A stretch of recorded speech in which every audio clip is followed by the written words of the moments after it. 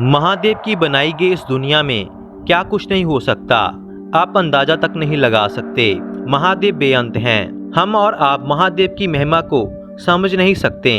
ऐसे ही महाकाल की चमत्कारी महिमा आज की हमारी इस वीडियो में देखकर आप हैरान हो जाओगे कि ऐसा भी कुछ दुनिया में हो सकता है। क्या हुआ जब समुद्र में डूबा हुआ एक व्यक्ति जिंदा होकर अपनी मौत का बदला लेने मुंबई आ पहुंचा और आते ही मुंबई के समुद्र में तूफान आ गया और सारा मुंबई दहल उठा। चलिए शुरू करते हैं महादेव का नाम लेकर आज की यह घटना। हर हर महादेव। यह घटना उस समय की है जब लोग समुद्र के रास्ते विदेशों का सफर किया करते थे। मिलिंद और मंथन एक गरीब परिवार से निकलकर मुंबई से विदेश के लिए गए। वहां पहुंचकर मेहनत की। मंथन अपने परिवार का अकेला कमाने वाला था और उसकी 4 बहनें थी। दूसरी तरफ मिलिंद भी अपने परिवार का अकेला लड़का था। दोनों ने खूब कमाई की और 10 साल अपने परिवार से दूर रहे। जब परिवार ने बार बार लेटर लिखे कि अब बहुत समय बीत गया है, अब घर वापस आ जाओ, शादी करो और अपना घर बनाओ। अब तक मिलिंद और मंथन के पास 50-50 हजार रुपए उस समय के हो चुके थे।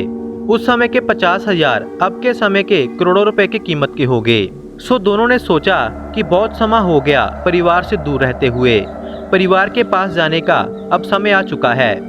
मंथन ने तो अपनी बहनों की शादी भी करवानी थी। सो दोनों ने अपने जीवन की कमाई साथ लेकर मुंबई जाकर नया जीवन शुरुआत करने की सोची और दोनों ने समुद्री जहाज का सफर शुरू किया।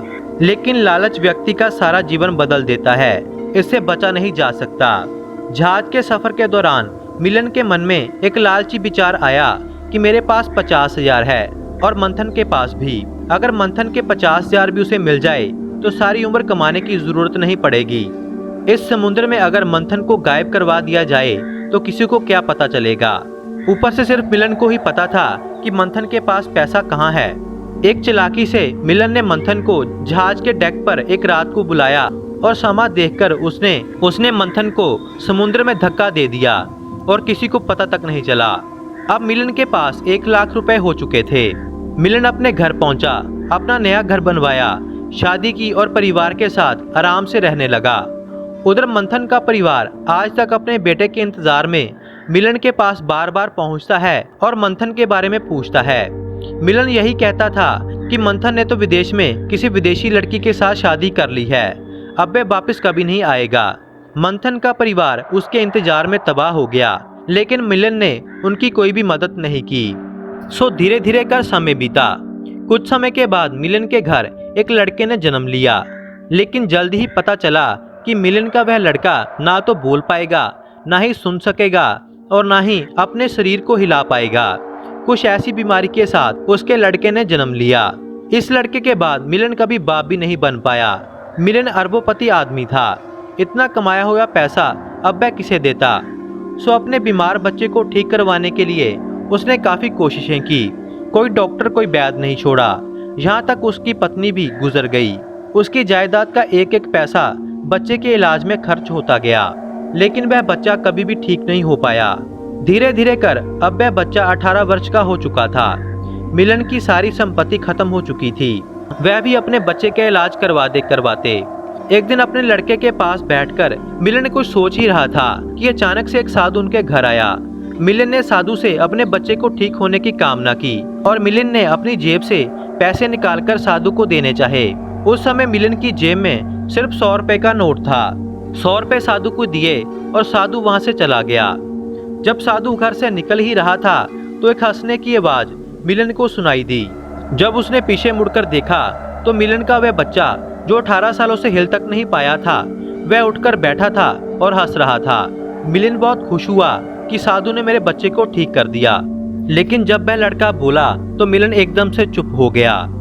वह लड़का उठकर बोला कि मुझे पहचाना मैं कौन हूँ। मिलिंद ने कहा कि तुम मेरे बेटे हो। हंसते हंसते वह बच्चा बोला कि मैं तुम्हारा बेटा नहीं हूँ, मैं मंथन हूँ, जिसे तुमने चुपके से समुद्र में फेंक दिया था और मेरे सारे पैसे तुमने ले लिए थे और भगवान से कहकर मैं तुम्हारे घर में जन्म लिया और अपनी बीमारी पर तुम्हारे सारे पैसे बर्बाद कर दिए और मैंने अपने एक एक पैसे का अपने ऊपर खर्च करवाकर अपना हिसाब ले लिया। अब मेरी कमाई का सिर्फ 100 रुपए ही तेरी जेब में था और तुमने वह मेरी खातिर उस साधु को दे दिया। अब मेरा हिसाब पूरा हुआ और अब मैं महादेव की शरण में जा रहा हूँ। इतना कहकर वह बच्चा मर गया और मिलन अपना सिर पकड़कर बैठ गया। आखिर मिलन अपनी गलती के कारण महादेव की शरण के लिए किसी अनजान जगह के लिए भक्ति के लिए निकल गया।